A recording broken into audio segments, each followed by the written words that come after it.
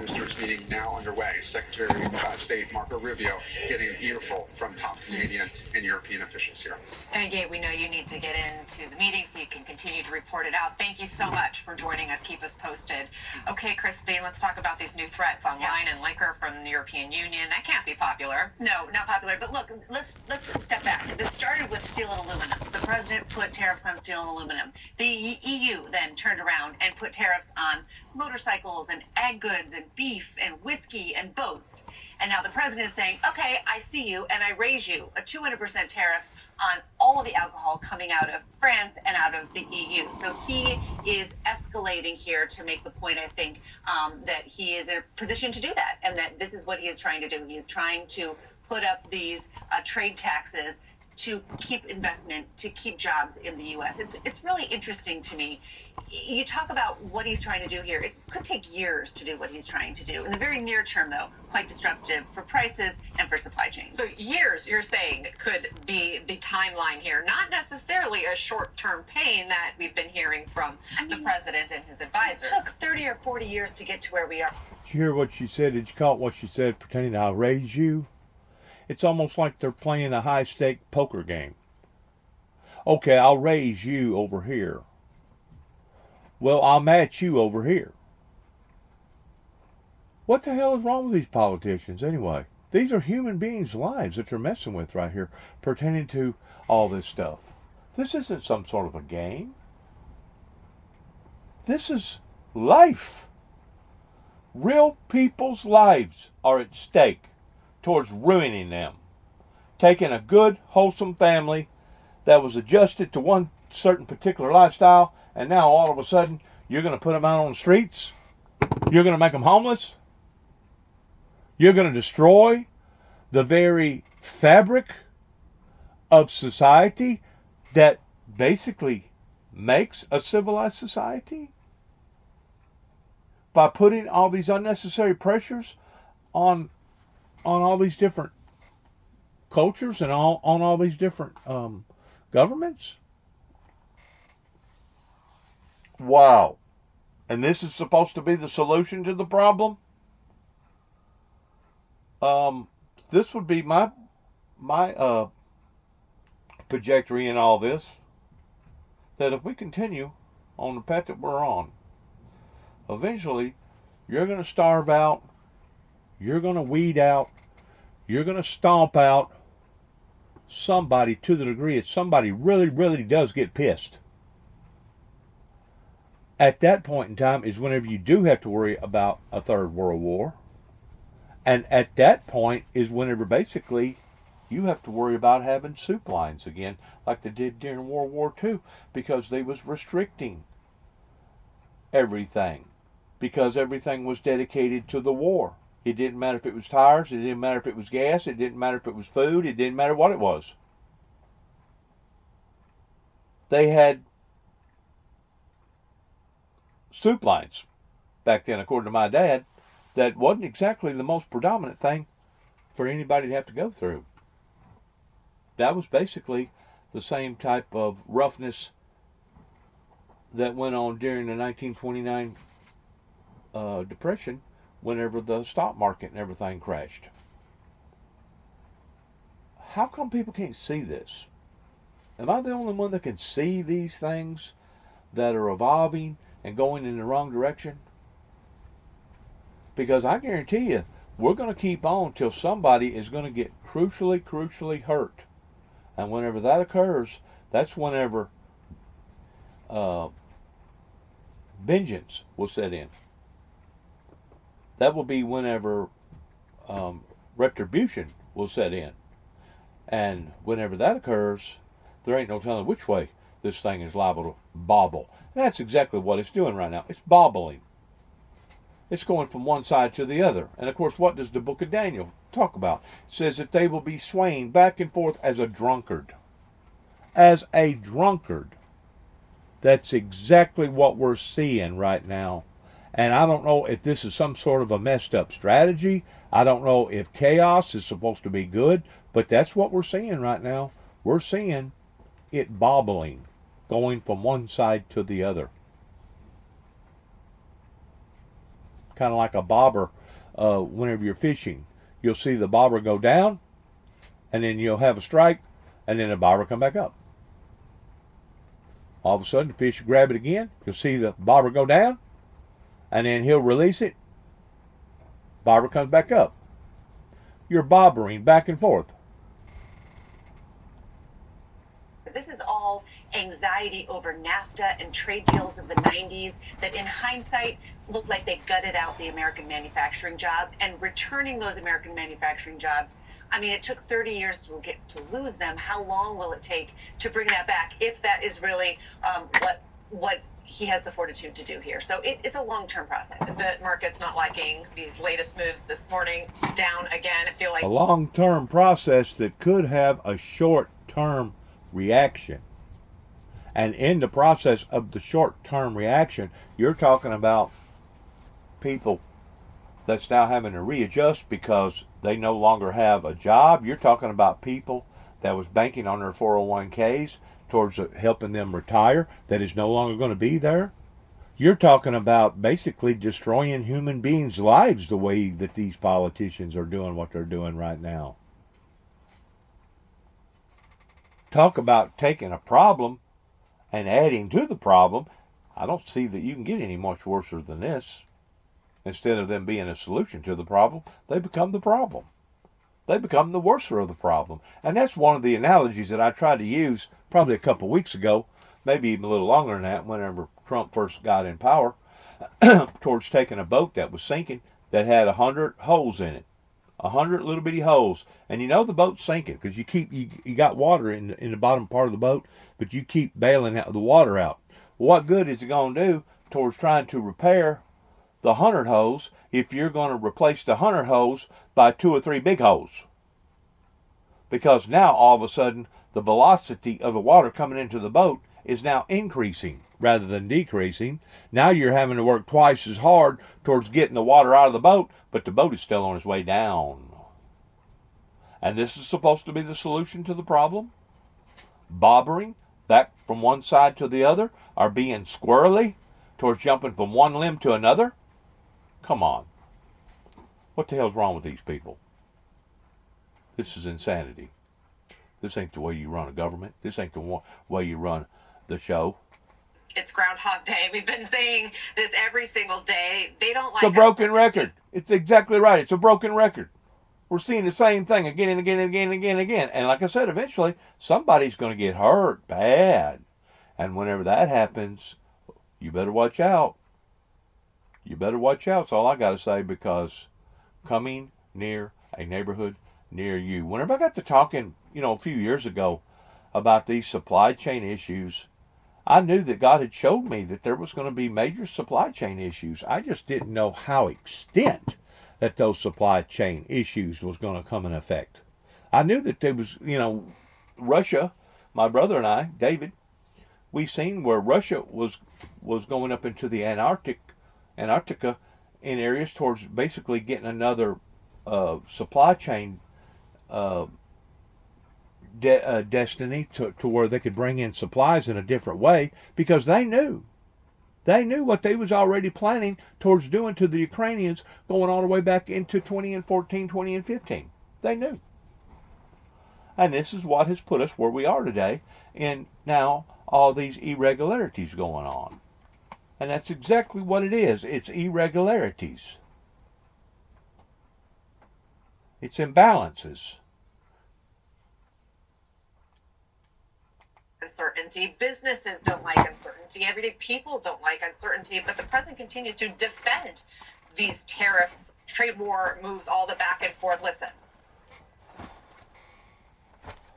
There's been a lot of on and off, some inconsistency. There's no inconsistency, only with NBC, which is one of the worst networks on television, by the way. Let me just tell you the inconsistency. I have the right. The only consistency that we see is being inconsistent, Mr. President. Now, if these strategies towards bobbling back and forth, up and down, is some sort of a strategy to piss off a bunch of people, you do it long enough and hard enough, eventually you're going to get your you're going to get your objective. And it will start out with your own people, towards so many people being laid off and so many people, which I'm not saying that a lot of that stuff doesn't need to happen, but it's the way that it's happening. My God. Right to adjust. It's not called inconsistency, it's called flexibility. And I think you want me to be flexible too. Is flexibility going to be your ongoing view towards? Sure, I'll always have flexibility, but there will be very little flexibility once we start. April 2nd is going to be a very big day. That was our Kelly O'Donnell asking questions there. Christine, is that message going to calm investors and entrepreneurs? Well, No. one of the things that I hear from No, business it won't. leaders is they don't understand the strategy. Even if you understand the end game of sort of reindustrializing the American Midwest and the American heartland, for example, going after Canada, they don't understand why Canada is put in the same kind of footing as Mexico in terms of the drug trade. They also talk about what is the point here? Is the point? Well, I do understand that. I do understand that. You know how I understand that? Is that if you're going to pick on one, it wouldn't be fair to pick on one and not pick on the other. If what we're doing and what our politicians has done is making an unfair practices across the board, regardless whether it's Mexico, Canada, Venezuela, or whoever, Russia or Canada or Japan or China, whoever, I can understand them going after everybody. Because if you didn't, then you would be basically racial profiling. Or maybe not racial profiling, but you would be unfair profiling in picking on various countries that was doing the same thing, but you wasn't calling them out on it. I can understand the reason why he's hitting Canada, just like he's hitting Mexico. Drugs is the point to bring production back to the U.S. is the point to punish other countries. So sometimes the rationale shifts, and that's causes business leaders to wonder, like, what is the strategy Right, here? there's a moving target. Exactly. But the president, I think, is adamant about this. And those of us who've covered him for years in New York before he was presidential candidate or even talking about the presidency, he has talked about the American auto industry, that he prefers cars to be made in America, right? He likes things made in America. It's almost hearkening back to maybe the 1950s, before these big trade deals changed the face of American manufacturing, and that globalization was the end result. And you've heard Scott Bessent, his Treasury Secretary, saying the American dream is not being able to buy cheap stuff. I'm paraphrasing, and he'll be speaking here in a moment with our colleague Sarah Eisen. But the chasing cheap stuff is sort of what got us here, and they want good jobs. And the president thinks this is the strategy to try to restore that. Okay, Christine Romans, thank you so much for helping us make sense, or trying to make sense of it all. And joining us now is MSNBC political analyst, former Republican governor of Ohio, John Kasich, and former advisor to the Clinton, Biden, and Harris campaigns, Adrian Elrod, who also served in the Biden administration. So, Governor, the president, we just heard him say that everything will be answered April 2nd, presumably talking about more, quote unquote, reciprocal tariffs. But we still see these dates, these deadlines, they've already shifted so many times. Should Wall Street, automakers, other industries trust him? At what point does this become a case of the boy who cried wolf? Well, look, here's what drives the economy, Anna, is consumer confidence and consumer buying. And what's happening in so many different ways are people are cutting back. I mean, you're beginning to see it. They're not going to many restaurants. There was an article today about what the CEO of Walmart's had to say. Even the people who are selling the more expensive goods are seeing sort of a pullback. I talked to a person yesterday, a hedge fund guy, who told me that he's beginning to see consumer confidence ebb. Now, if that happens, then you have a problem.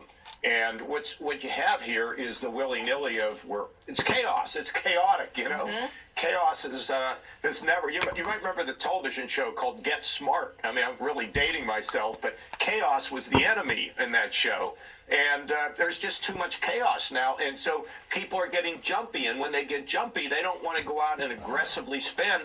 And if all of a sudden consumer confidence wanes, as it appears to be doing now, then you're going to have an economy that's going to slow down. And what everybody's concerned about, of course, is are we headed into a recession? Now we've had a couple years, 2.5 years of steady growth, Anna, steady growth, and now you're beginning. Is this just a cool-off period? But a lot of it driven by the consumer here in the United States, and this chaos is dampening their enthusiasm for taking risks. Adrian, take a listen to the Commerce Secretary a short time ago weighing in on all this before today's meeting with Canadians. The president was totally annoyed that the Europeans did this, and so you're going to hear back from someone who emotionally cares about America. He cares about America, and he wants to take care of Americans. And why are Europeans picking on Kentucky bourbon Secretary or Lutnick, Harley-Davidson motorcycles? are you saying this is an emotional response? disrespectful. Adrian, what's your reaction to that? Well, first of all, I just want to say, Anna, Trump's economic team, even amid the chaos of some of the other nominees that he put forward to work in his administration, his economic team was widely acknowledged as a team that had a lot of experience, that was going to help sort of temper Trump on some of these, potentially on some of these tariffs that he wanted to impose. And we are not seeing that happen. You just saw an interview with Howard Lutnick, the Commerce Secretary, who was basically saying, Trump is trying to help Americans. This is what he's trying to do. He's trying to help the economy. No, he's not. A couple of things. Governor Kasich just said, we've had 2 years of a strong economy. Yes, inflation costs have been high. They have been going down under the last few months of President Biden's term. Trump inherited a really good economy. All he had to let happen was the infrastructure bill be implemented, the CHIPS and Science Act, which I worked on the implementation of the Department of Commerce. Some of these major And keep kicking the can down the road for the next administration to deal with the same problems. I just heard what she said. I think everybody else did too. There has to be a different direction, because obviously the direction that we've been on is a doom and gloom direction whenever it comes to our children and our children's children and their children having to deal with this same problem. This should have never have gotten this far out of hand pertaining to the pros and the cons. Because while we're feeding other countries billions, not millions, but billions of dollars over whatever problem is going on, we're allowing for our own people here in the United States to sacrifice on account of it. And we've seen this now again and again. I mean, you got people right now living in East Tennessee, living in tents, that less than a year ago was living in a $200,000 or $300,000 home, that had a life, that had a normal life, that had the quality of life, that had a dog, that had children. Now that's been jerked out completely out from underneath them, and we can't even go up there and help them people because we're broke. What is it going to take for various people to understand we are no longer dealing with not normal activities? But what has brought us to this point, and how can we exchange towards getting ourselves out of this situation that inevitably different politicians, or maybe even the Walton family, helped to put us in? I don't know. I'm just saying that going back and forth, like it talks about in Daniel, as a drunkard, I don't think it's going to be the answer. Now, you can take it for what it's worth whenever it comes to stability, but whenever it comes to every presidential election that's fixing to do a major turnover, the last year of that presidency, things become really topsy-turvy. It becomes iffy. People that does have money, they pull back. They don't want to make an investment because at that point in time, they don't know if it's going to be a Republican Party in charge or a Democrat Party in charge. They don't know if things is going to continue to escalate and get worse, or if things are going to get better whenever it comes to managing your money, whenever it comes to making investments. So during the time of a presidency, running for president, these things are considered fairly normal. What's going on today is not normal. Is not normal at all after a president becomes president, but you got to also put into the factor that we're dealing with abnormal situations here pertaining to the indebtedness, pertaining to having over 90,000 factories jerked out from underneath the American people's eyes just within the past 25 or 30 years.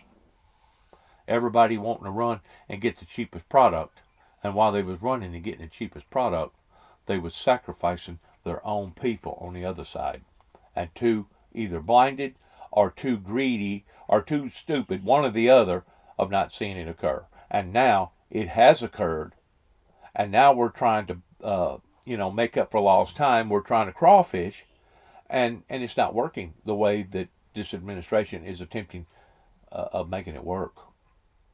All you're creating is more chaos. All you're creating is more uncertainty. And whenever that happens, more and more people that does have the big bucks to make investments in are going to back off, because they're going to say, hey, I ain't jumping off into this pool. We don't know how this is going to turn out.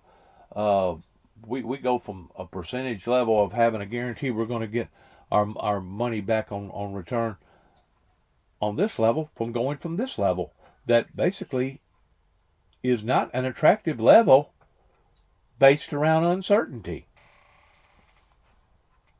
I've said this before, insurance companies here in America, whenever just an estimator or somebody in the office winds up quitting or getting fired or whatever, they'll back off from that particular body shop and start feeding their work to all the other body shops until they figure out whether or not that one body shop that had a disturbance in it has a good footing. Once they figure out that they have a good footing, ain't nothing going to change, then they'll continue to keep feeding that body shop work like they did before. But up until then, they put the brakes on stuff. The insurance companies put the brakes on stuff because why? Because of uncertainty. Should we go ahead and sacrifice our customers towards allowing for this body shop to do what we want them to do, not knowing for sure if they're going to be able to do it or not, and not knowing for sure if we're going to wind up losing our clients, our customers, on account of? Trump, that's what he would have done. Instead, he is causing chaos. And as a result, we are seeing prices go up. We're seeing the checkbooks and retirement accounts of Americans suffer for just the fact that he wants to seek retribution on his political enemies, some of his global enemies, perceived global enemies, I should say, including some of our top allies like Canada and like the EU. So it's just a way for Trump to, again, sow chaos and discord. We are seeing in polling that his economic numbers are underwater. You know, Anna, he is in the goodwill time of being president. He's in the first 2 months of his presidency.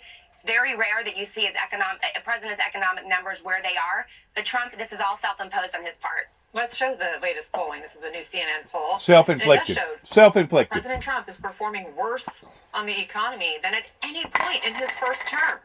56% majority disapproves of his handling of the economy so far. Governor, it's early, but how much of an alarm bell is this for a president who made fixing the economy and fast, day one, remember, such a key pitch to his voters? Yeah. Well, you know, it's interesting you asked me, because this morning I had a conversation with a pollster about this. And generally, voters don't attach the economic activity until a guy has been, or a woman has been president for 6 months. Of course, we haven't had any women, but for 6 months, it kind of takes to settle in where all of a sudden you get the blame. But there's things that can happen that can disrupt where we are. And tariffs has the potential to do that. So I look at the polling too, but there's all kinds of polls, all kinds of questions. But generally speaking, it takes a little bit of time for people to be given either the credit or blame when they're a new president. But this tariff thing is very, very disruptive. And again, by the way, I just want to make another comment. You know, economies change. You know, we're making computer chips, and sometimes now we don't make potato chips. And people would say, well, you know, we're losing all these manufacturing jobs, but we're getting other kinds of things. Economies are never stay stagnant. They're constantly changing. And as our workers get more skilled, and as more investors understand that there's more capability, profit more success in another area. So when you look at NAFTA and everything, people want to say, well, we have that. That's why we've lost manufacturing jobs. No, that's not the only reason. Economies are very vibrant, and we tend to move to things that are higher up the food chain where we can have better jobs, more workers, more pay. Now, the last thing I would say is these trade deals, negotiate them country by country. If we're getting the shaft, fix it, but don't do it just willy-nilly with a sledgehammer. Well, everything seems to be done with a sledgehammer these days. That's been the Doge approach as well, right? I just want to remind people of the promises then candidate Trump made on the campaign trail because the economy was the #1 issue for voters. Listen. We can soon have soaring incomes, skyrocketing wealth, millions and millions of new jobs, and a booming middle class. It's my ambition to get your energy bill within 12 months down 50%. If I can do that, you've done a hell of a job. 5-0, not 15, 50. When I win, I will immediately bring prices down starting on day one. Adrian, day one was now 50 days ago. Now the message coming from the Trump administration is it's the long view. You know, we're going to wave away this short-term pain because it's just a transition. It'll be worth it in the long run. Didn't a similar approach to some degree, that long view approach on the economy, backfire with President Biden? Is this White House ignoring those lessons? Yeah, absolutely. These are promises made, promises not kept, Anna. And the bottom line is this. I think a lot of Americans, I mean, the reason why Donald Trump won this election, by the way, was because prices were too high. What he is doing is causing more harm to the economy. And I think a lot of Americans thought that on day one, people who voted for him thought on day one that they would see their prices go down. Maybe they get a check in the mail signed by Donald Trump. That is not happening. It is, in fact, the opposite is happening. And there is chaos, and there is concern, and there is nervousness. The stock market, of course, reacts poorly to chaos. And that is affecting the retirement savings of many of Americans. I know a lot of people say out there that the stock market doesn't matter to a lot of people, but it does when you are between the ages of 55 and 75 and you're thinking about retiring. That's a good chunk of the voters who voted for Donald Trump. There you go. That's the exact reason why his numbers are starting to really go down with voters who supported him in this last election. Adrian Elrod and former Ohio Governor John Kasich, thank you both for starting us off today. Up next, less than 2 days and counting now, Democrats say they won't help Republicans pass their funding bill. So can a government shutdown still be avoided? Plus, Putin's performance in fatigues, visiting troops fighting in Ukraine. How do U.S. officials sell their ceasefire plan to a man who seems determined to conquer at all costs? And later, failure to launch. What's another couple days when it's already been 9 months? 2 stranded astronauts will have to stay among the stars a bit longer. We're back in 90 seconds. You know, everybody wants to grab the lowest swinging fruit because that's the easiest to get a hold of. You can all you have to do is just barely reach up, and man, right there's the fruit, and you can grab it, and it's in your hand, and you can indulge. Nobody wants to get on a ladder. Nobody wants to climb halfway up the tree just to shake the tree to get the fruit. Why? Well, because takes a little bit more effort. I'm using that in a perspective towards investors. Today have been spoiled just like the people have been spoiled. Okay? And there's no doubt whenever it comes to smearing the cream off the top, we've seen the insurance companies, I'm going to pick on them right now. We've seen the insurance companies down in Florida. We've seen the insurance companies even in other coastal line areas basically raising their prices up and causing basically the rest of that state to suffer on account of those coastal areas that are more prone of being hit by a hurricane, or recently pertaining to the fires out in California that we've seen insurance companies basically leaving their customer base holding a bag, and the bag's going to be empty because they've done abandoned plumb out of the state. Why is that?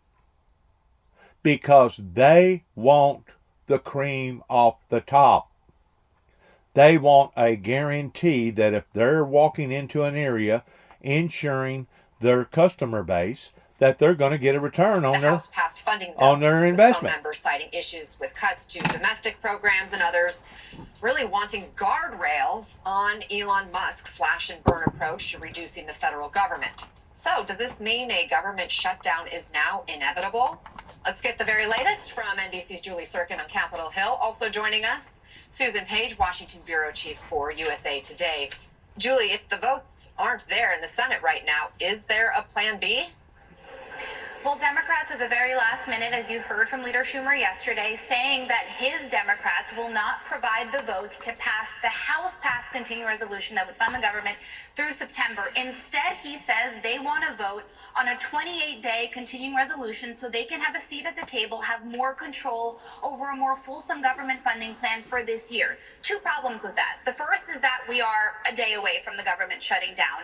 And until this point, Leader Schumer, I asked him multiple times, other reporters have as well, he's just been looking to see what the House did. He wasn't pushing for this short-term plan. He wasn't advocating for the Senate Democrats' own plan. He was simply saying, we'll see what the House does. And he miscalculated, frankly, that Speaker Johnson was able ultimately to get all Republicans, almost all, to vote for his version of this bill in the House. Now the House is out of town. They are not near Washington, and they have no plans on coming back. So when Democrats say now at this point that they would only vote for that short-term resolution, well, effectively, as Republicans are saying, they're choosing between shutting the government down or keeping it open, because there is just not enough time to get all of these pieces in place, all of the ducks in a row to make it happen. Leader Thune, the top Republican in the Senate, said yesterday or suggested the Democrats could get an amendment vote on that shorter term continuing resolution. That would be nothing more than a show vote, though, and Democrats know that, and so does their base that have been pressuring them on social media, at town halls, really wanting them to step up and fight at this moment. You see those no votes on your screen, and I want to stick there because they're notable. These are people who represent states in some cases that have a lot of federal workers.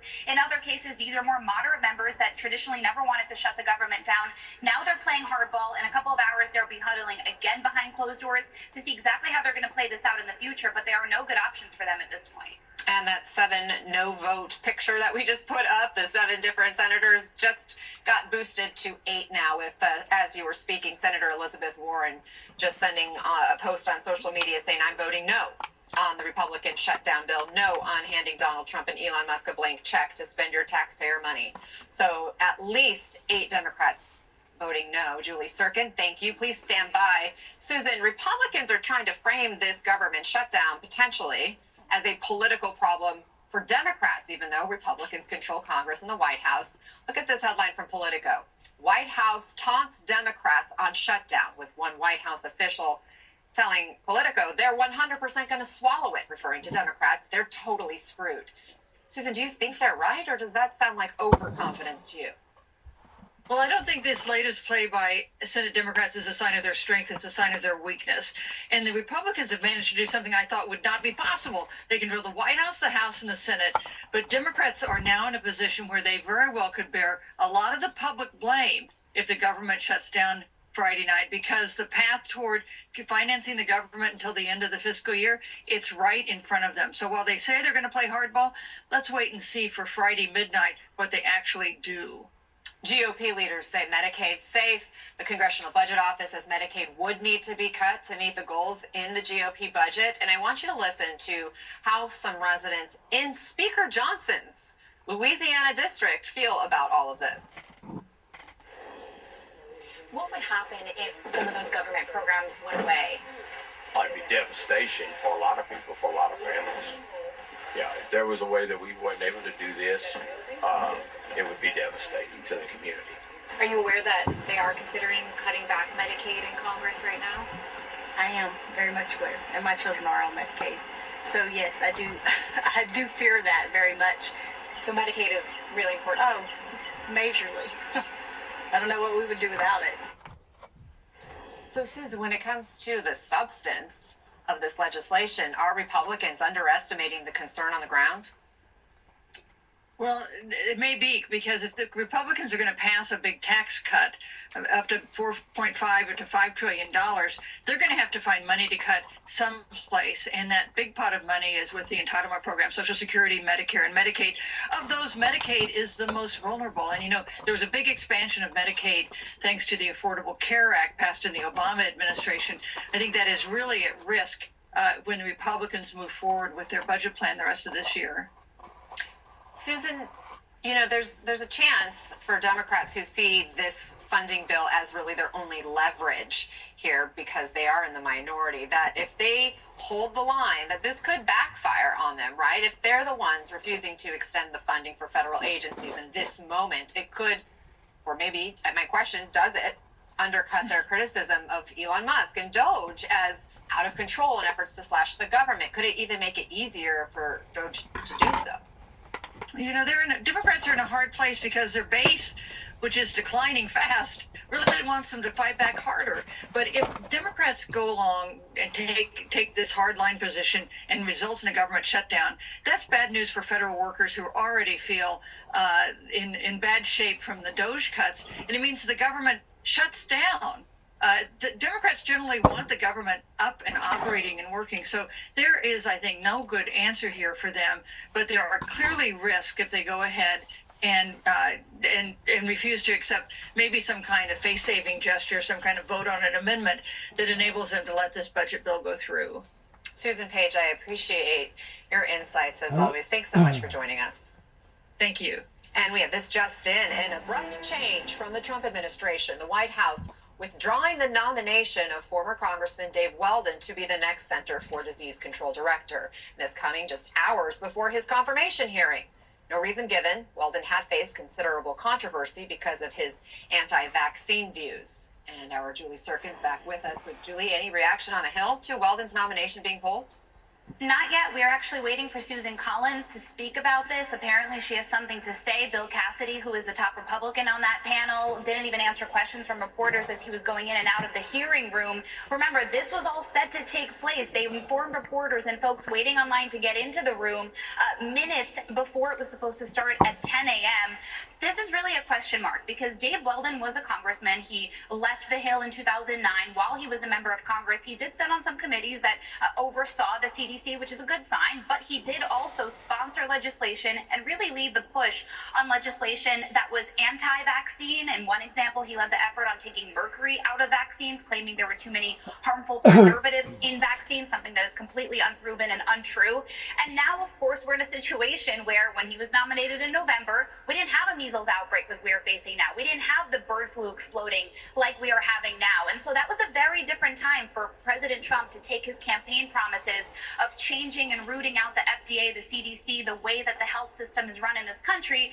Fast forwarding to now, when all of these epidemics and all of these issues are happening throughout the country, to have someone like Dave Weldon sit before a Senate panel where there are Republicans who are extremely skeptical of RFK's anti-vaccine views, to now have them question somebody like Weldon. It's unclear if they would even have the votes to confirm him. So it's a question mark, really. Did the White House pull him because he didn't have the votes, or did they pull him because it was a terrible optics situation and Weldon wasn't experienced enough to know what he's doing at this critical time? Anna. Julie Serkin, thank you for that reporting. And meantime, the president is defending mass firings as workers at the Department of Education are now allowed back in the building for the first time since their workforce was halved. How the chaos is rippling beyond our nation's capital next. Here's to getting better with age. The public can't have it both ways. And that's what they want. They want their cake and eat it too. And that's what's been going on now for the past 4, 5, 6 different administrations. The government has been trying to buy out people's votes. These lobbyists does just exactly that whenever they go up there and they throw money around that basically is in correspondence to what they want versus what the people wants. But the people have been spoilt here in America towards getting their cake and eat it too. And now it's gotten to the point that they're not going to be able to get their cake and eat it too, because you can't have it both ways. You know, you can't settle the budget problem without seeing major sacrifices made. To me, just my opinion, where we're heading to right now is another calamity like happened during Obama's administration. I think it was in 2008, 2009, somewhere around in there. It was shortly after that I come back from Oklahoma City, Oklahoma, that I was working for Gerber Collision and Glass down in Kennesaw, Georgia. And during that time, I had never seen so many different emergency programs having to come into play towards basically almost the next thing of what I was talking about a while ago, pertaining to seeing food lines down in Atlanta, in different parts of Atlanta, where basically you had hundreds, thousands of people that would go every day just to be able to survive, get food. And the thing that I paid lots of attention to pertaining to the state of Georgia is that the state of Georgia has a law that at the end of the year they have to balance their budget.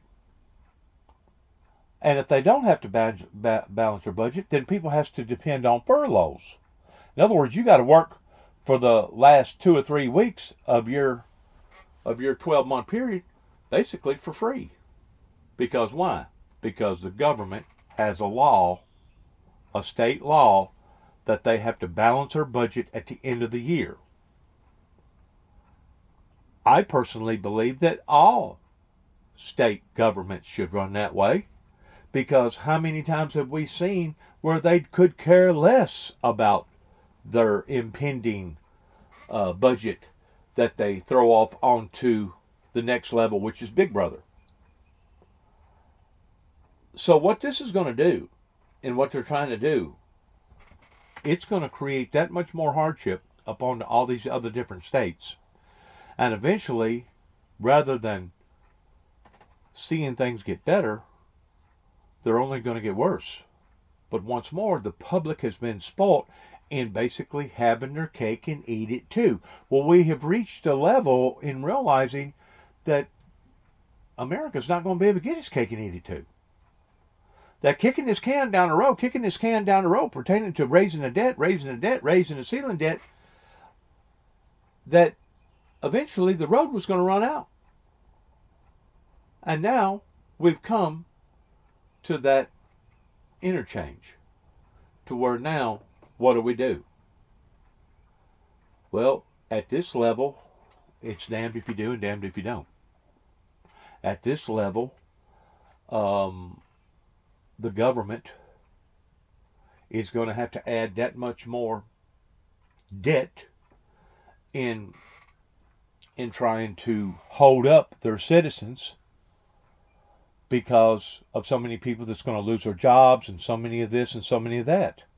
I mean, this is it's a no win-win situation, and to pick between the lesser of the two evils, I don't think that this is the way to go. I mean, you would think that you would just be able to do as any other bankruptcy in any other family, that you can either declare Chapter 11 or Chapter 13 or Chapter 7 towards doing a partial or a whole or a all. And I tend to wonder that right now this has been the move in this government agency in trying to bring Canada, and I think was it Ireland or Greenland or something like that, on board towards being a state, that they realized that the system is broken and that it cannot be repaired, and that the only way to repair the system is to replace the system. And while they're in the middle of replacing the system, they're thinking about bringing other countries on board towards being a state. That's the only reason why I can think of it, because I can't see, I can see where possibly if things get really, really bad, that Russia could be persuasive in Canada, in basically persuading Canada in turning against the Americans. I can see that, looking at it from a wartime perspective. if it gets really, really bad. And maybe it's that way over in Greenland. I don't know. I hadn't really studied that region all that much pertaining geographically. Maybe that's another breach pertaining to looking at things in a bigger way. I do understand the deal with the Panama Canal. I do understand that, and I think they're fixing to talk about that, or unless I've overshot it here, pertaining to the Panama Canal. I do understand that in and of itself was a deliberate breach that they never should have done, kind of like giving all the oil over to OPEC over in Saudi Arabia. That move never should have been done in the late 60s and 70s. Whenever we was over there doing what we was doing towards pumping and being a part of that movement, why did we do that?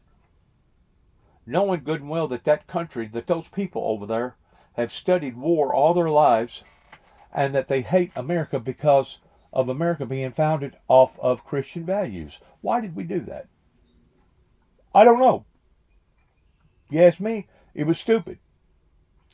But they done it. So how do we correct all these imbalances or all these mistakes that's been made in the past? Well, that's where your movement of politicians today is trying to maneuver or wiggle around toward trying to figure out the right, proper, lesser of the two evil answers to. And I'm just afraid that the way they're going about doing it is only going to add more problems than it's going to be good. And it's going to be problematic towards not just your working class, not just your people that's already poor, but it's going to be problematic whenever it comes to your car manufacturers, your bigger people that is still holding up America for what America is being held up on, that eventually they themselves are going to be damaged if you don't watch. Like I said, it was shortly after 2008. I think it was in 2009, after I'd already been out to Oklahoma City, Oklahoma, and that event took place. I was working for Gerber Collision and Glass, a body shop that originally was established in Canada, and they moved their headquarters to Chicago. It was that particular individual, the boss, the CEO of that company, that had probably 300 or maybe more body shops all over America. Kind of like Magma and kind of like all these other franchise body shops that's all over America. He intentionally got on his airplane to fly down to Atlanta to walk into Gerber Collision and Glass in Kennesaw, Georgia, or outside of Kennesaw, Georgia, to look at me in my face and say, "You get your damn shit out of my property, off my property right now, and if you don't, you'll be charged with criminal trespassing." At that point in time, I didn't know what I was going to do. And the reason why that he'd done that was based off of the poor information that was coming through the internet pertaining to what that I had done out in Oklahoma City, Oklahoma, towards basically going in and probing that area, investigating that area, and finding out that there was, in fact, a major government cover-up in not revealing the whole truth to not just their citizens, but the rest of the world, and just bits and pieces of it pertaining to explosion number 2. I paid dearly for that, in addition to what they was trying to do to me towards taking a civil warrant from a Mr. Lieutenant Burns that I supposedly made a threat towards, that I never did, that eventually I had to work my way back into Oklahoma City, Oklahoma, and fight that case. I think it was in 2012 that I finally got it beat, right before Kentucky decided that they was going to do what they was going to do in Cadiz, Kentucky, out of Land Between the Lakes, and come after me again with 2 federal warrants over 2 non-threatening telephone calls. They couldn't get me for a violation because that I had violated my probation, because I'd done already stood in front of a federal judge in Paducah, Kentucky, over the events that went on in my life in Land Between the Lakes, because I waited to the very minute looking at things by the book, going by the book, as in I did not violate my probation. And I made sure of that because I was told, quite frankly, do not contact them, do not write them, do not send them any emails, do not send them any smoke stack messages like the Indians used to do. Do not bother them people in LBL. And I done just exactly that. I stayed away from them. Right down to the letterhead. And then as soon as my probation period had lifted, I made a telephone call to the Land Between the Lakes Law Enforcement Agency. Waited approximately almost 90 days later, almost 3 months later, after that I had fought the case in Oklahoma that I had to go to 5 or 6 different times before the prosecuting attorneys finally realized that they didn't have a case. They dropped all the charges pertaining to the Lieutenant Barnes ordeal, that I had never threatened that officer. And less than just a few days after that happened, after I'd already rented out a 3-bedroom house, working in a good facility, making good money in Oklahoma City, Oklahoma, working for Collision Clinic, all of a sudden, here comes the feds. Well, the thing about the feds, they'd already done been in my workplace twice in investigating me to begin with. You know, you got a lot of hot shot detectives and whatever agents working in these upper areas that wants to score brownie points for themselves. And of course, the image that they was putting out there on the internet about me, that I was basically a potential homegrown terrorist or a monster. Well, that started right here in Weakley County in Martin, Tennessee in 2005. That was snowballing, that escalated. It went from a small snowball to a bigger snowball that happened up around LBL in 2007, and then it went from that size of a snowball to a bigger snowball out in Oklahoma City, Oklahoma, whenever they decided they was going to plant a bomb in the back of my truck and explode it, towards making it look like that I had caused that, or that I was the bad guy that generated that. That was once more totally out of characteristic of the truth, because I did not cause them to do that. They done that out of being paranoid, and they done that because they themselves, somebody in that agency in Oklahoma, was trying to once more score brownie points.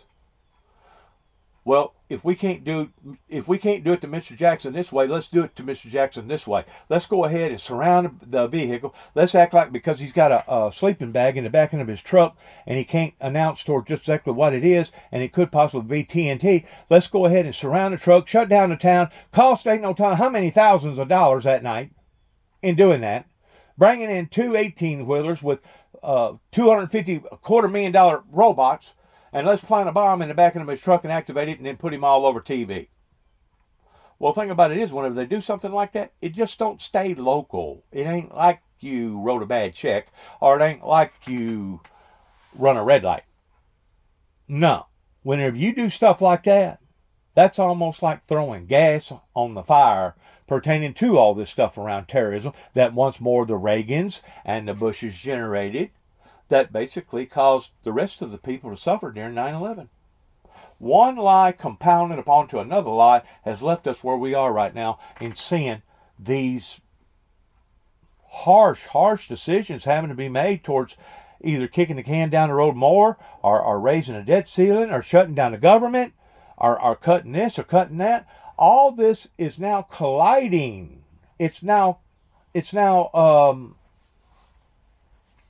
coming at our government in America on all sides. And because of it, they're overwhelmed. They don't know what to do other than to be on and off. Kind of like a bobber going up and down, up and down, up and down, back and forth, back and forth. Well, once more, the book of Daniel predicted this, that they would be as a drunkard, swaying from one side to the other. From one side to the other. Now, what this administration that's in power right now, pertaining to the Trump administration, plans to do with this type of technique, I don't know. I don't know if chaos in their eyes is a good thing. But the bottom line is we have reached a very, very sensitive, pivotal point in our history, especially in America, to where we are damned if you do and damned if you don't. We are caught in between a hard place and a rock. The system is broken. It cannot be repaired. Does the things that are shaving off here and correlating and looking at this and looking at that, does those things need to be enhanced and continue to be looked at? I think so. I think so, because what good is it going to do if you do default and you do bring in a brand new system? What good is it going to do to bring in another system if the system that you're going to bring in is going to be just as vulnerable as the other system towards people taking advantage and doing things that they shouldn't be doing, towards basically sitting on Easy Street and taking advantage of, once more, the taxpayer money? So some of this stuff does need to be looked at. Some of this stuff does need to be further examined, pertaining to the waste, pertaining to shaving here, shaving there, doing this, doing that. But once again, there has to be an appropriate right way of even doing that without it colliding up onto itself. Because if you don't watch, I'm telling you right now, if you don't watch, what we're going to run into is the same type of scenario. And it's just a matter of time before the banks are going to be rearing up and they're going to saying, foul, foul, foul. We're in trouble. We're fixing to go under. Well, that was the very thing that set a sail the first time during the Obama administration, was the banks going under. And then you had Ford and General Motors, and I think Chrysler, and the bubble burst pertaining to the real estate market that had basically collapsed upon to itself. That's what you're going to force into all these other different irregularities if you don't watch. Because one thing affects another thing, and another thing affects another thing. Who was it that said forever action requires a reaction? That's what you're going to run into if you don't watch. And whenever it does, it's not going to be pretty. If you think that the problems that the people run into in downtown Atlanta or around Douglasville, around in that area, and Kennesaw, Georgia, around in that area, was bad during that time, you ain't seen bad. You ain't seen bad. And this was in 2009, after the event happened to me already out in Oklahoma City, Oklahoma. I had left Oklahoma, went to my cousins in Lynn, Missouri, left Lynn, Missouri, went to LBL for 3 days, 3 nights on a pass. That's basically whenever I completed the circuit of the ceremony up there. As I was going to Atlanta, I stopped in Memphis to see my son, and within a 24-hour period, almost went to jail on 3 different levels because of the BS that was going on the internet. Talk about a witch hunt. Man, they was after Mr. Jackson, and they wanted to get him locked up and the key thrown away. Well, as soon as I go down to the Douglasville area, I rented out a spot. And before I ever even got the job in Kennesaw, I decided that I was going to go and watch the 4th of July in the park there in Atlanta. And before I got my truck parked good, I was surrounded by SWAT. And I spent that year looking at the 4th of July firework display in a little piggy hole in a brand new, I guess it would be a riot type bus that they make that you could put like 30 or 40 people in. It was brand spanking new, never been used. I mean, it still smelled new and it looked new. I spent 2 or 3 hours looking at the 4th of July firework display in this little piggy hole up above. And when it was all said and done with, after the firework display was over with and after the crowd dispersed, by this time it's probably give or take about 1, 2 o'clock at night, after these guys was all sitting around smoking cigars, acting like that they had caught the worst terrorist in the world, somebody like Quicho, whatever his name was, down in Mexico, that was supposed to have been the escape artist that I was basically with down in the boot in MCC in downtown Chicago, decided that they was going to let me go. This was after they had threatened to take all my tools because I hadn't got a job yet. they was threatening towards taking all my tools out of the back of my truck and throwing it on the ground, knowing good and well that if they'd done that, within minutes, not hours, but within minutes, I would have been raided by everybody and their brother down there towards basically being robbed. I wouldn't have had a screwdriver. I wouldn't have even had a screwdriver. So I guess they must have felt that it was going to be too much exertion for them after they'd went around my truck with bomb-sniffing dogs and mirrors and all the above, and they went through it piece by piece, other than going through the toolboxes and throwing them out on the ground. They decided, well, we're going to let you go, Mr. Jackson. Just remember this, Mr. Jackson. We're watching you like a hawk watching a chicken. And if you so much as even Twitter, we're going to know where you are, what you're doing, and why you're doing it. Now, that was the supervision that I was under because of paranoid. People being paranoid. That was putting all the emphasis upon me. Who was doing this?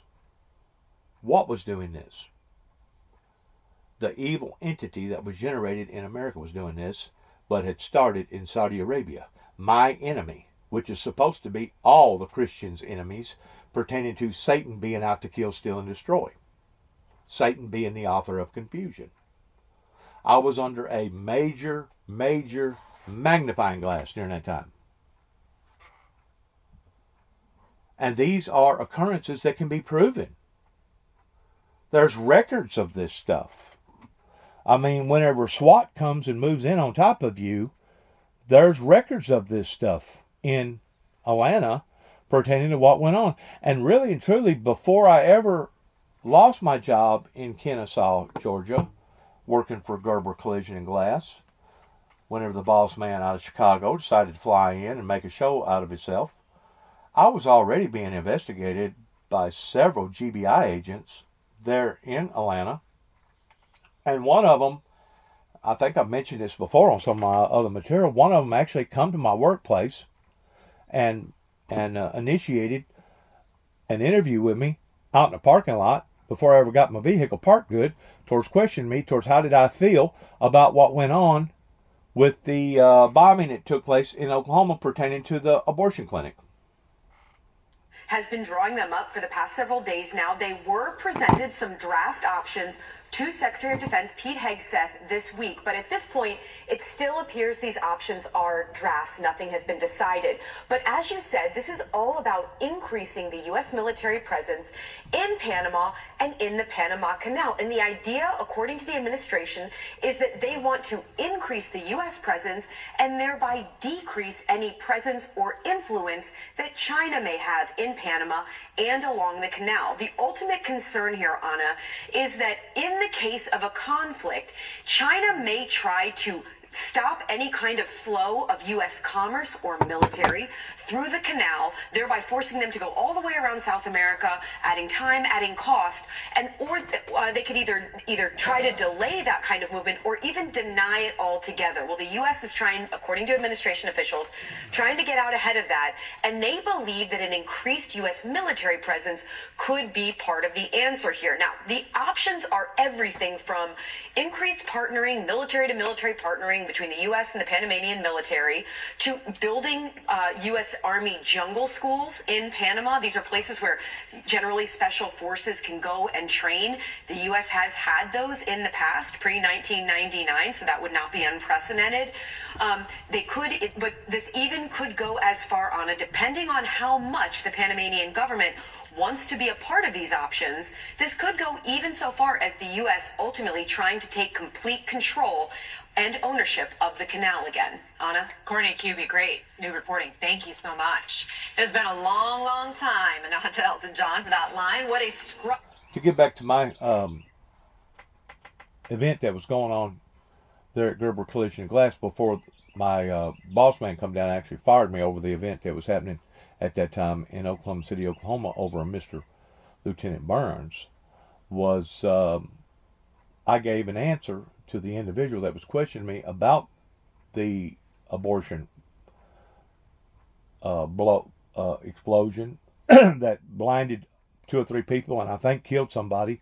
And I don't remember if that was over the Rudolph deal, pertaining to the guy that was at large up in North Carolina for like 3 or 4 years, basically living like a wild man, or a mountain man for that length of time. But my answer to the individual that was questioning me that, I said, well, the way that I see it is that 2 wrongs don't make a right. It was wrong for the individual that blowed up the abortion clinic, that done what he done, because he was basically taking the law into his own hands. And I said it's also wrong pertaining to how that these women are aborting these children just out of will, because they either didn't take the right type of procedures in making sure that didn't happen towards birth control pills, or they were just doing it because they didn't care. And some of these women, some of these girls was having as many as 2 or 3 abortions a year towards not wanting the children. And that's wrong. That's murder. That's cold-blooded, out-and-out murder. Somebody that's willing to do something like that again and again and again. I mean, they got diaphragms. They got all kinds of different methods that you can do rather than aborting a child that becomes a fetus inside a woman's stomach.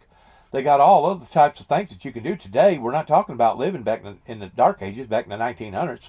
We're talking about 21st century today, whenever they do got birth control pills that come out in the 70s that Loretta Lynn sung about. But I'm just telling you, I looked at the situation after he asked me, because he asked me a direct question about what did I think about the abortion clinic explosion. And I thought about it. I said, 2 wrongs does not make a right, was my answer. A few weeks after that, I had been cornered by a church pretty close to a small little airport there outside of Kennesaw, Georgia, that basically I was told by some of these other retired FBI agents or U.S. Marshals or GBI agents, whoever that they was, that I was no longer welcome to go to that church because of surrounding circumstances that was going on in my life. And then less than about 2 weeks later, here comes my boss man towards telling me, hit the road, Jack, and don't come back. There was a lot of unforeseeables that was happening in my life because of the computer and because of various people putting out gossip towards trying to make me look like a total out-and-out monster that began in Martin, Tennessee, right here in Weakley County in 2005, towards being charged with falsifying files. My whole life was snatched completely out from underneath me, simply because of a bunch of people that wanted to score brownie points towards making Dennis James Jackson look like a homegrown terrorist or a potential homegrown terrorist that was out to destroy human beings' lives here in America.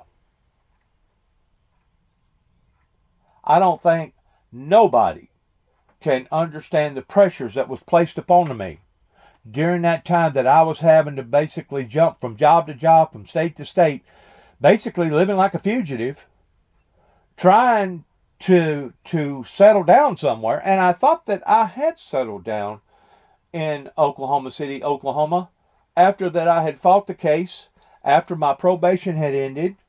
I thought, you know what, now it's time to breathe a sigh of relief, and go back to living a normal life. But even at that, less than just a few weeks later, here come Kentucky, Katie's Kentucky, Judge Woodall. Well, they went at me with a federal crime, but then they crawfished it down to a state crime, like I was purposely gunning for 2 particular individuals that worked for LBL. One of them worked as a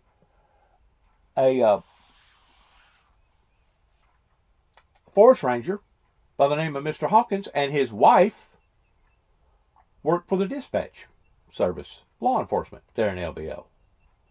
They all of a sudden wanted to personalize it, and the reason why they wanted to personalize it was because they know that they had flubbed up according to working authentically by the books. You see, I made that telephone call shortly after my probation had ended because I knew authentically I was operating according to the books. But now, all of a sudden, because I had contacted them, even though it was a non-threatening telephone call, explaining to them that I was going to explain to the public in what had occurred, I must have really put a burr under somebody's saddle up in LBL, up in Land Between the Lakes. I don't know if it was a state representative. I don't know if it was a county representative.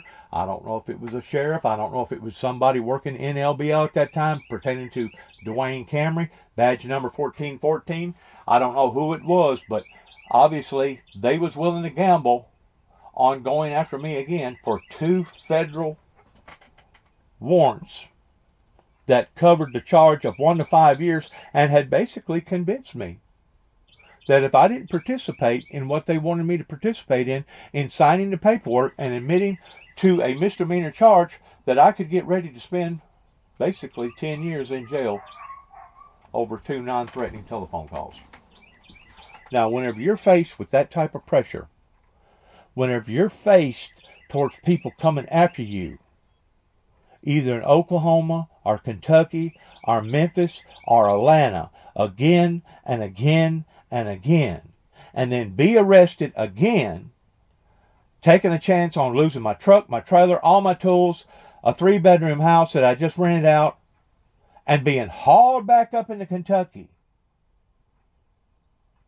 almost a year in jail after that they had poisoned me by putting me on Risperdal, making me gain a lot of unnecessary weight. You're dealing with a witch hunt, my friends, that is out to destroy a human being's life that began in Martin, Tennessee in 2005. There's no other way for me to paraphrase it. There's no other way for me to explain it. And I got authentic paperwork to prove every move of what I'm talking about. In addition to what went on in Nashville, in addition to what went on in Knoxville, Tennessee, in addition to what went on in other areas that had affected my life in a negative way towards either losing jobs or having all these retired FBI agents or U.S. Marshals, like happened to me in Phoenix, Arizona, after going back to a church that I had become a member to off of Camelback Road, that one of their major state senators, John McCain, was a member of, and basically told, if you come back here, you're going to be arrested. For what? Criminal trespassing. How can you do that, Mr. Administrator? Because I'm the administrator and you're not welcome here, Mr. Jackson. You've caused too much of a rumble on the computer. People's looking at you sideways. You've raised too many eyebrows. And besides that, we just got through going through what we went through down in Tulsa. I think it was Tulsa, Oklahoma, where that senator got shot. I don't forget her name. She lived through it, but it messed her up real bad. They go, because this is considered a soft target, you're no longer welcome to come to this church. And man, did I ever learn a lot from that church. I learned a lot from them people towards the facility that they had, towards accommodating the senior citizens and different types of levels of ministry that they had. It was just an unbelievable church that they had there off Camelback Road in Phoenix, Arizona. Just like I learned a great deal whenever I was in St. Augustine, Florida, going to a church there in St. Augustine. I was a member thereof, and I learned a great deal from those people and how that they was how that they had compartmentalized different forms of religion or different forms of ministry, depending upon the young, the youth, depending upon all the way up to the elderly. It was like, I don't know, some of them had like 5, 6, 7 different ministries, from music ministry, from counseling, from senior citizens, from dating ministry. I mean, I could go on and on about the information that I was given out there that God had given me, just like the information. Let's hang on for a second. Let's listen to this. That creates a slush fund for President Trump to administer on his own with the kind of abuse, slashing, and trashing of services that are essential for the federal government to provide. So they want to talk about Trump abusing, but they don't look at the fact of how that they have abused their rights in bringing this to the degree of where it is right now. They don't look at that. They're not willing to admit to that. They're not willing to admit, hey, we have led the American people down this endless road of going off into the mouth of the volcano, and we're not going to be held responsible for any other thing that has occurred. Once more, you're dealing with a 2-3 tier system, and do as I do and not as I do. Do as I say to do, but don't do as I do.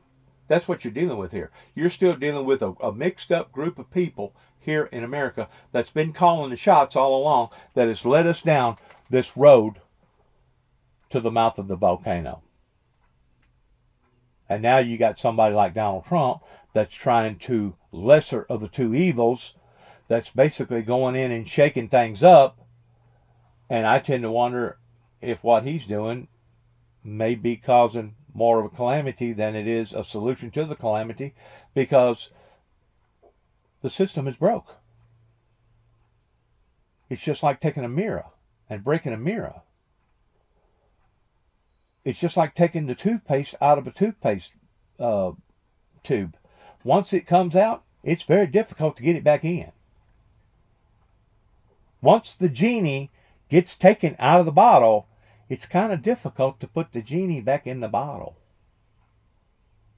And that's what they're trying to do. And I'm just afraid by doing it, they're going to cause more ripple effect with all these tariffs than what we could even begin to fathom. Hard quote, if this tariff is not removed immediately, the U.S. will shortly place a 200% tariff on all wines, champagnes, and alcoholic products coming out of France and other EU-represented countries.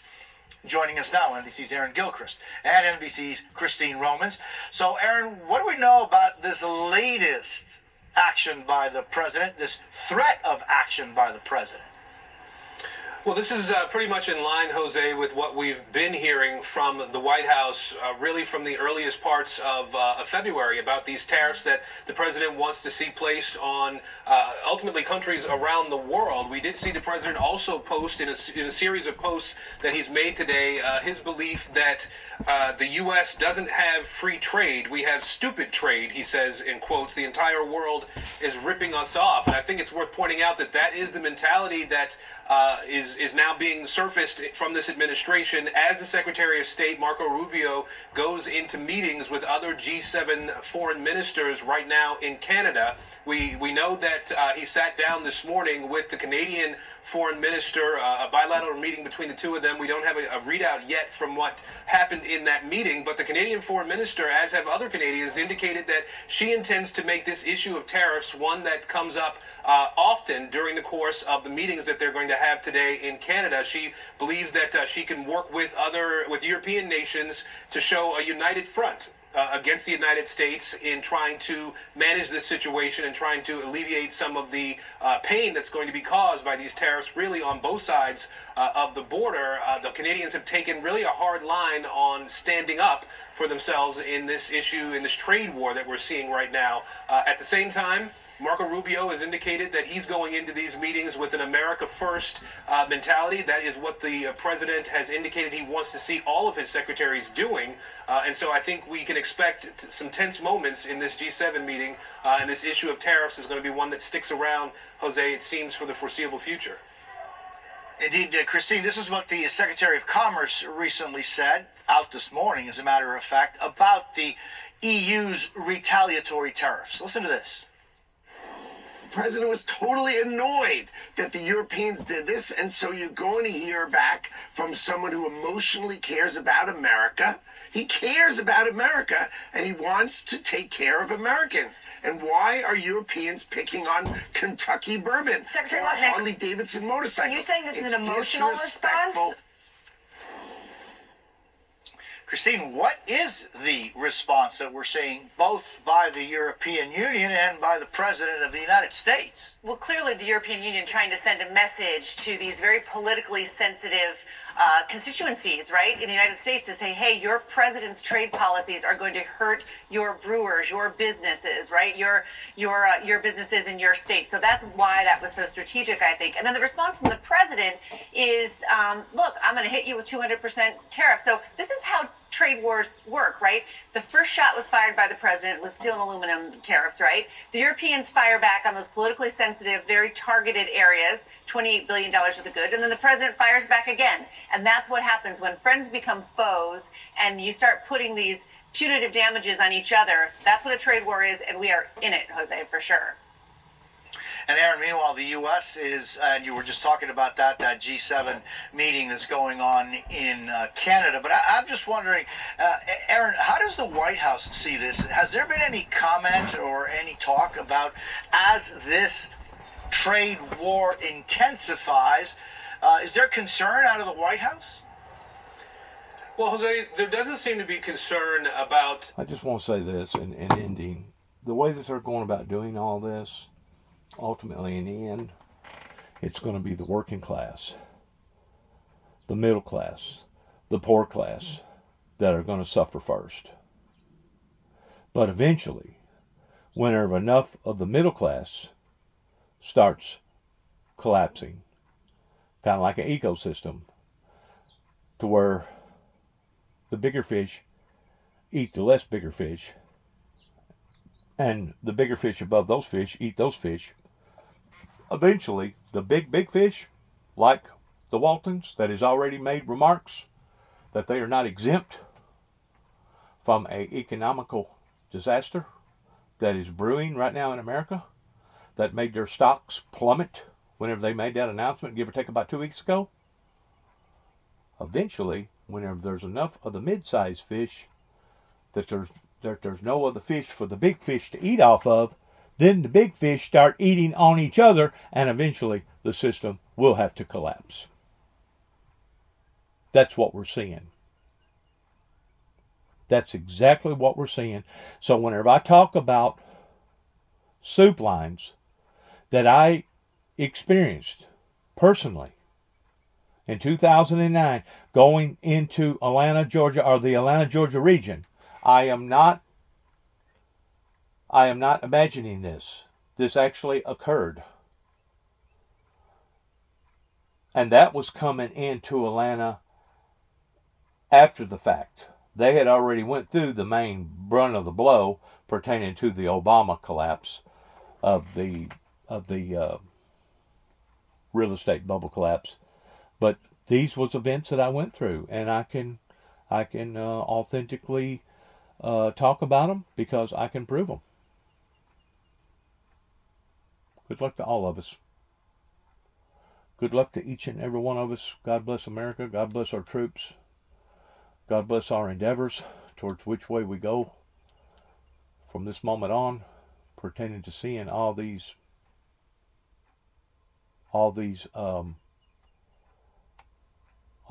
irregularities. Who helped lead pro-Palestinian protests, and he has been detained by ICE as of this weekend. The group behind today's sit-in, Jewish Voice for Peace, is demanding the Trump administration release Khalil from ICE detention. He's in Louisiana. The group's live stream shows the NYPD is there. They are starting to zip tie some protesters. We'll keep you updated on this as we get more information. Meantime, right now, President Trump is meeting with the NATO Secretary General, where the war in Ukraine is, of course, top on the agenda. And just moments ago, Russian President Vladimir Putin said that Moscow supports the U.S. proposal to temporarily stop the fighting in Ukraine in principle, but said the root causes of the conflict would have to be addressed, and Russia would have to talk to Washington about those details. Joining me now from Ukraine is NBC Chief Foreign Correspondent Richard Engel and former CIA officer Mark Polymeropoulos. He is a non-resident senior fellow at the Atlantic Council. Richard, you first here. How do you think Ukraine is going to interpret what Putin said today? Well, President Zelensky has already said that by not accepting the proposal for a 30-day ceasefire unconditionally, Vladimir Putin is showing that he wants to extend the war.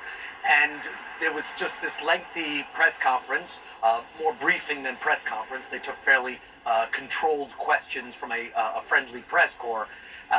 Both President Putin and Alexander Lukashenko, the president of Belarus, described a program where there is more work for Russian troops to do.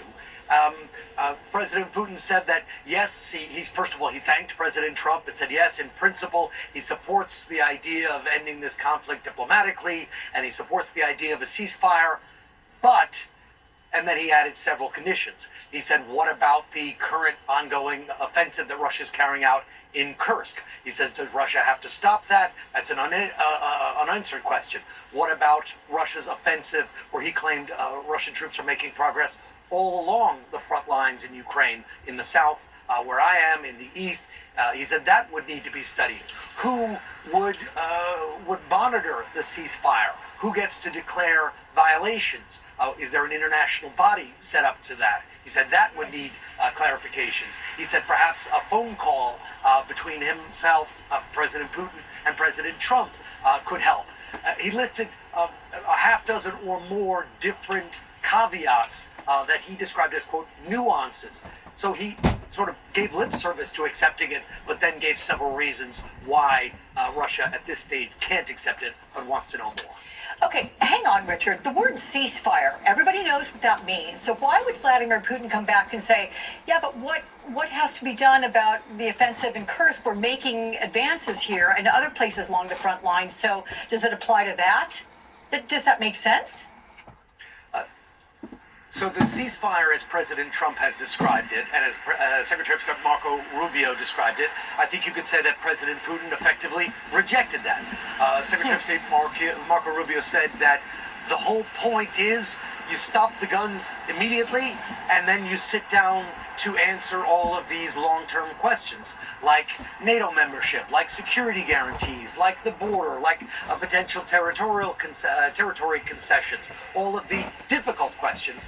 And what President Putin was saying is he wants those answers first, or at least wants more clarification about those answers, and he wants to know more detail about the way that a ceasefire would be handled for 30 days. So yes, the formulation that President Trump and Secretary of State Rubio were outlining, stop the shooting, then we'll discuss all of these issues. President Putin, while saying he supports the idea, wants to do it clearly the other way around, wants to know first, wants to keep fighting, wants to keep pushing ahead with Russia's offensive, where he says Russian troops are making gains, before agreeing unconditionally to any kind of ceasefire. Possibly to get more territory. Okay, Richard Engel, thank you so much for that.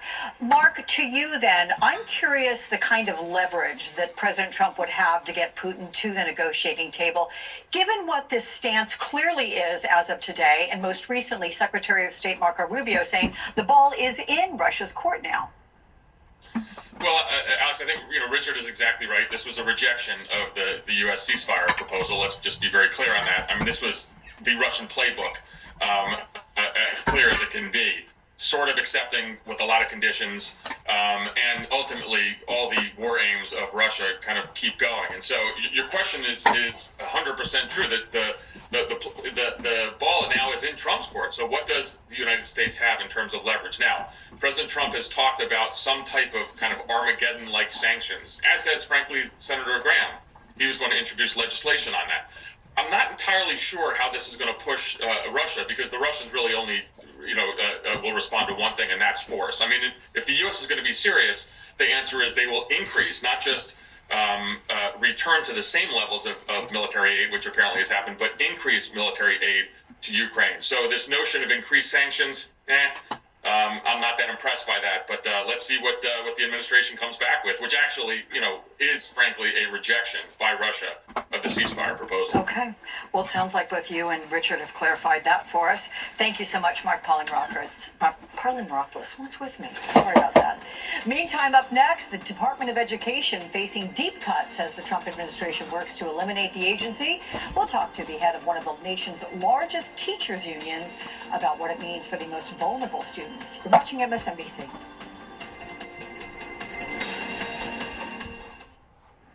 This is the Once more, this is what you get into whenever you try to do something that was occurred right here in Northwest Tennessee, beginning in Kenton, Tennessee in 1983, that evolved into what happened in 1988 towards 9 tapes going to the White House, and me basically having an interchange with some of the most evilest demonic people in the world, which is the Saudis that masterminded 9/11. That was all part of the testimony that was coming from the founder of the Windmill Ministries. The only problem was, whenever Reagan got off the airplane, you didn't have people that wanted to initiate it. They wanted to talk about peace, but in reality was not studying Bible prophecies. This is what occurs whenever man, and you can call it Big Brother, you can call it the government, you can call it whatever you want to call it, but this is what occurs whenever you have a group of people that did not want to see Bible prophecy be fulfilled. Now, I'm saying that from a neutral standpoint, that it wouldn't have mattered what my name was. It wouldn't have mattered what my location of whereabouts was. It wouldn't have mattered in what country that I was. The only security that I had in living in America is that maybe I wouldn't have had to have worried or been concerned necessarily about an actual assassination attempt that I know pretty factual, that if I would have been in Russia, if I would have been in some other country, including a banana republic country, they would have probably have already done executed me. Which, from one perspective, okay, I don't want you to lose track of my mind here, what I'm trying to say. In one perspective, would have been better for me and not to have had to gone through so much suffering. But in another perspective, if they would have assassinated me by a government official, I would not be able to sit here and elaborate in making these videos that I'm making, these video links, putting it out to my social media. I wouldn't have been able to have done this. So I can look at the pros and the cons and basically stating the facts of that in which what occurred, that in which what is occurring, that in which what possibly may occur that didn't have to occur because of various individuals that began in Kenton, Tennessee in 1983, 40 plus years ago with the Neal family.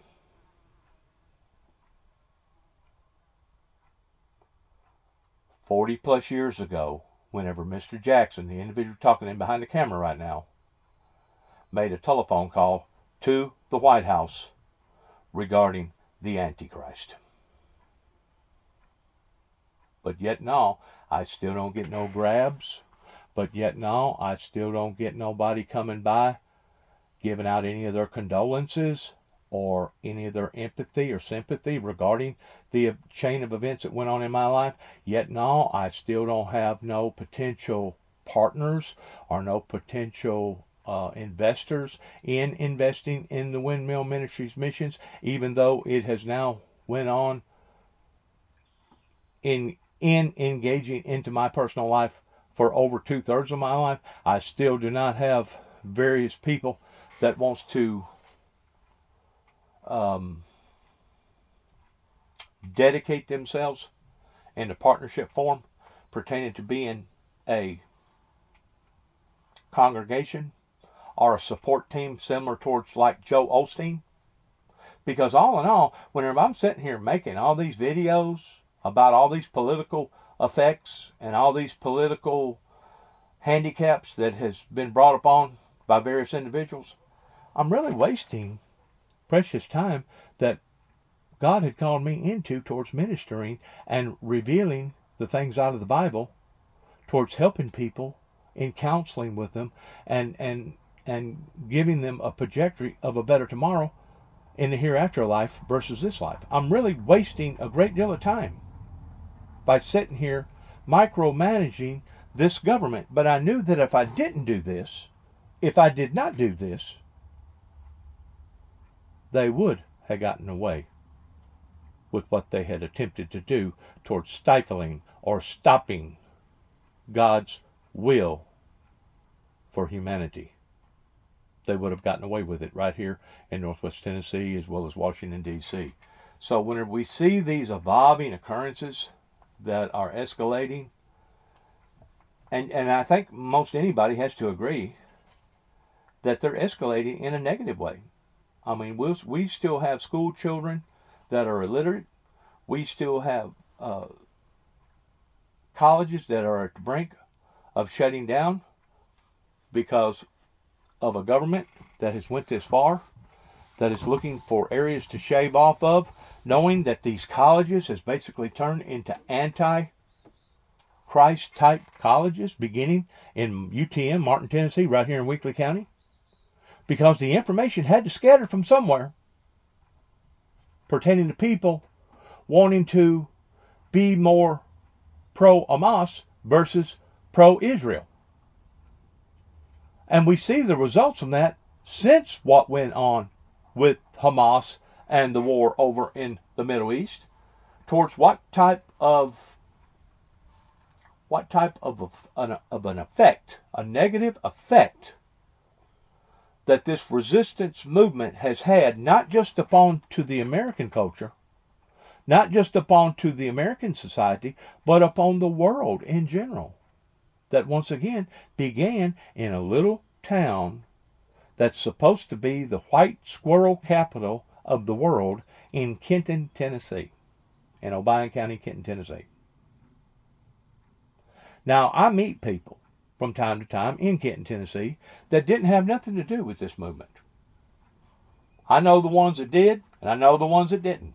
Just like I know the ones that did up here in Martin, Tennessee, in Weakley County, just like I know the ones that did in the surrounding Sidonia, Hop-In, Beach Ridge, Davy Crockett area, just like I know the ones that had something to do with it in Greenfield, and just like I know the ones that had something to do with it in Dresden. Whenever I look at these people and they look at me, I see daggers coming from their eyes, blaming me because of their unsuccessfulnesses, that they did not completely abolish me or destroy me. Oh, they wounded me. And don't think for a second that they didn't wound me badly. They did. Especially whenever I come back to Northwest Tennessee in 2014 and my brother and I was fighting for our dear lives, either sink or swim, based upon the unprofessionalism that was coming from the Weakley County judicial justice system here in Weakley County, because they were still wanting to score their big brownie points towards catching the big fish, the trophy fish. We're going to get Mr. Jackson, and we're going to prove to society that he is a homegrown terrorist or a potential homegrown terrorist, because he is preaching the things out of the book of Revelations and Daniel. Once more being judged upon the information that I had been talking about, that they was trying to provoke me off into by not protecting us professionally here at 291 Thompson Road, Sharon, Tennessee, zip code 38255, or 430 Beech Grove Road, Sharon, Tennessee, zip code 38255. And I got all these people now, all these senior citizens that have been familiar with my story now for years and years and years. They was very familiar with my passion. They was very familiar with my compassion. They was very familiar with the outtake towards how many times that I had been after this, towards putting the message out, towards putting out warnings and advisories, but they're still sitting on their hips. They're still sitting with their hands up underneath their hips. They're still not coming out factually and admitting to the truth, while we're sitting here watching the things that are unfolding right in front of our very eyes, not just pertaining to the United States government, but the world's governments in general. So whenever I talk about various people that actually it would, in their eyes, be a blessing if a nuclear war did break out. That way they wouldn't have to give an account for the things that either has happened that shouldn't have happened or didn't happen that should have happened, that these people wouldn't be held accountable in this lifetime. I'm not lying to you. These are the very people that has led us down this road into the mouth of the volcano, metaphorically speaking. These are the people that wanted to taint in going from a strategy of Mr. Jackson is psychologically, emotionally, chemically imbalanced to now in 2005. Well, I know how we can get him out of society. We can prove to the society that he's a monster. And we can charge him for falsifying files and get a cankered, corrupt attorney by the name of Benjamin Dempsey to twist his arm a little bit and get him to go ahead and agree to these charges in a misdemeanor form as far as all time served, no more problems, which was a lie to begin with, in basically tainting Mr. Jackson a little bit further and trying to put him under the illusion to the American people of being a potential homegrown terrorist, or at least having the implications of being a homegrown terrorist. In the meantime, we're seeing all these children's lives being destroyed. We're seeing families' lives being destroyed. We're seeing little children holding up their hands in hopes of peace, in hopes of comfort, in hopes of a secure world, as the world is crumbling and shattering right in front of their eyes. And whenever I'm talking about these children, I'm just not talking about strangers' children. I'm talking about your children. I'm talking about your grandchildren. I'm talking about your great-grandchildren. I'm talking about my granddaughter that's coming up on the age of 2. I believe it's in May 22nd, if I'm not mistaken. That what does her future look like? What does her security look like? What is her hope looking like for a better tomorrow? So you see, whenever the evil empire that Ronald Reagan put his finger towards regarding the Russia government that used to be the old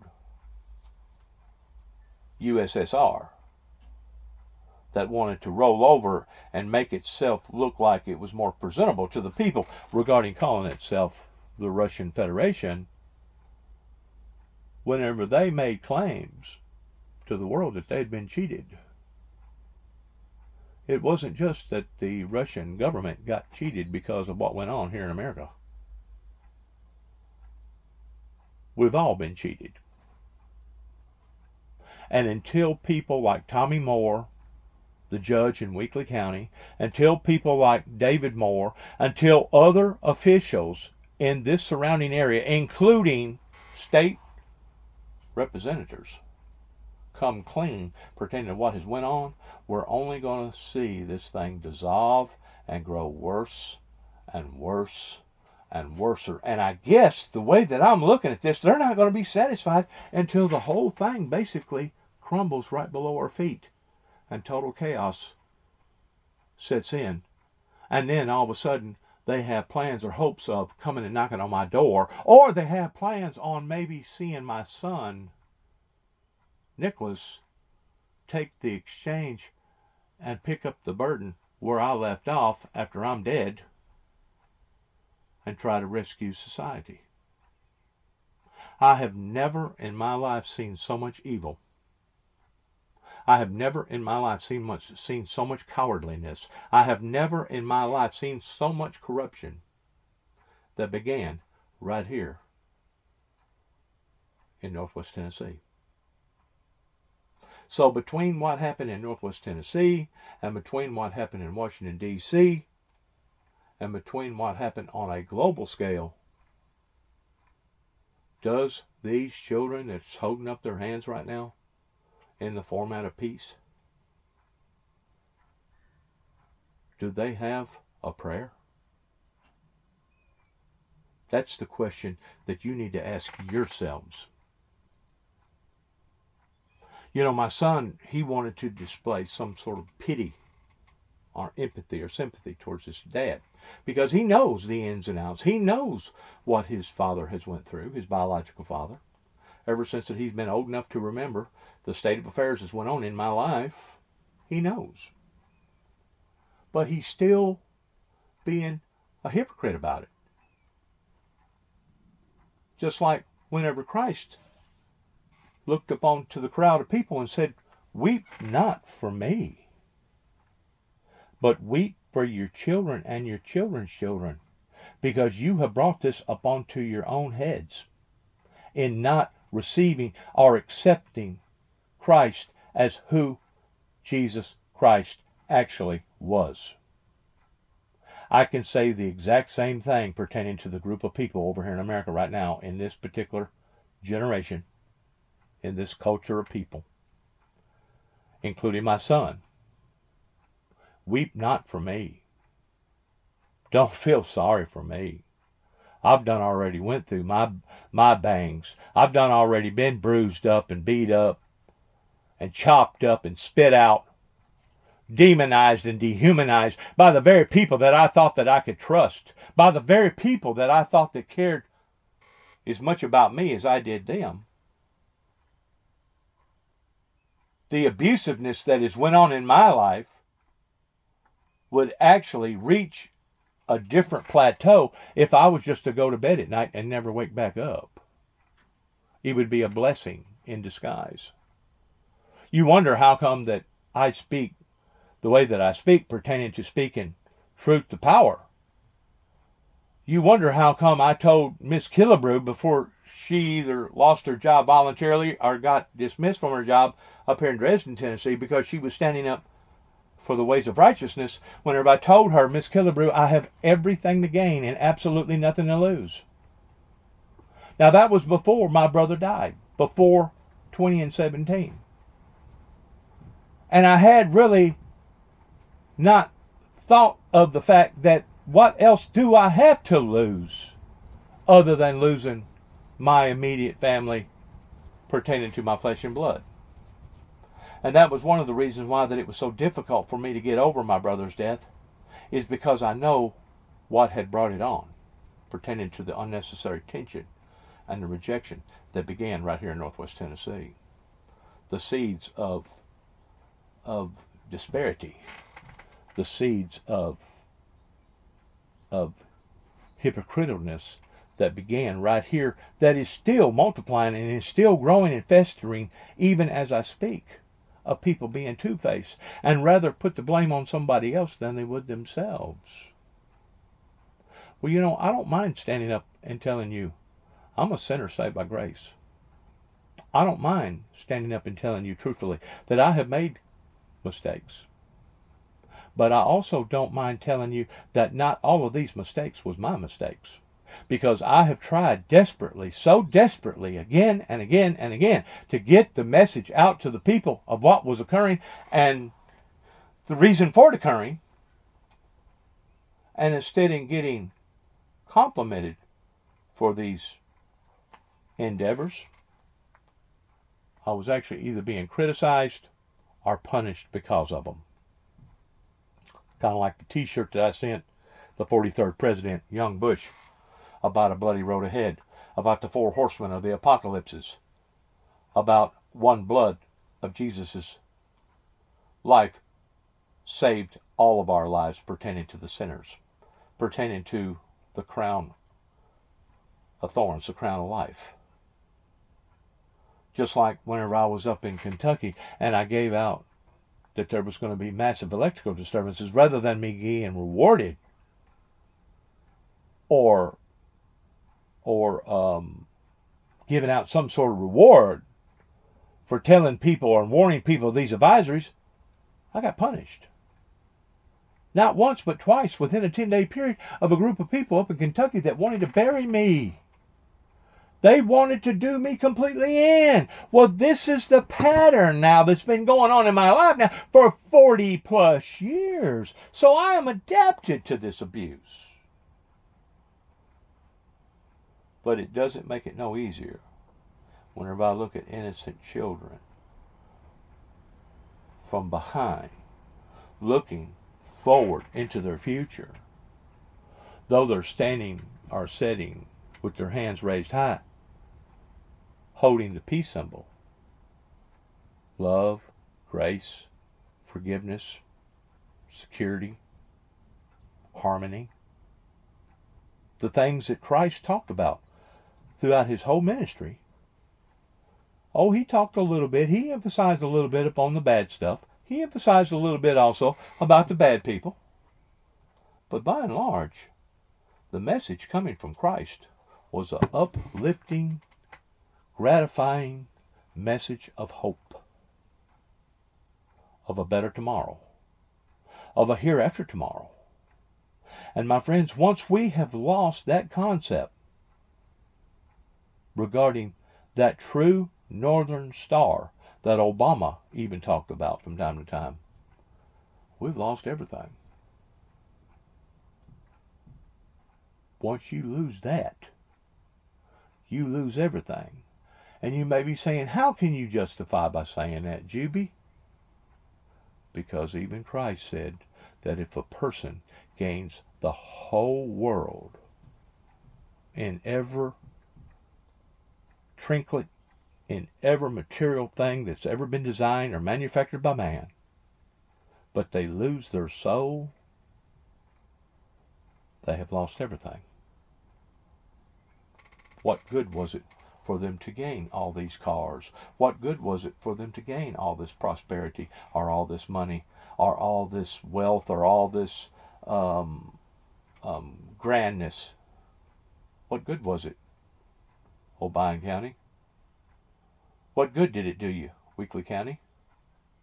And I know that whenever I say Obion County or Weakley County or even the surrounding counties, I'm not talking about everybody. I'm talking about a certain few people, beginning with the Neal family in Kenton, Tennessee. What good has it gotten you by being the leadership of this resistance movement towards being an anti-Jubyist? 40 years later, Kay, Faye, and the rest of you over there, Woody, and all the rest of them over there that was a part of this, including the Sandersons, including other people, very, very wealthy people in that area, farmers, etc. What good has it gotten you? Because now you sit, providing that you even watch TV, especially the news, you sit and see the sufferings of your affairs, of your works that you help to project in this resistance movement. You sit and watch these things on a day-to-day occurrence that's now affecting not just my granddaughter, not just the strangers' grandchildren out there, but now it's affecting even your own. Your own flesh and blood is suffering on account of what that you have done pertaining to this resistance movement that has been in play in Northwest Tennessee for the past 40 plus years, that has gotten me and gotten us to where we are today. Good luck to each and every person, is all I got to say to either Judge Tommy Moore or the Neal family in Kenton, or Randry Brundridge, the mayor in Martin, Tennessee, or other heads of state or officials in the surrounding area, including Kentucky and Oklahoma and Georgia. Good luck. God bless. And may heaven help us all. Shalom.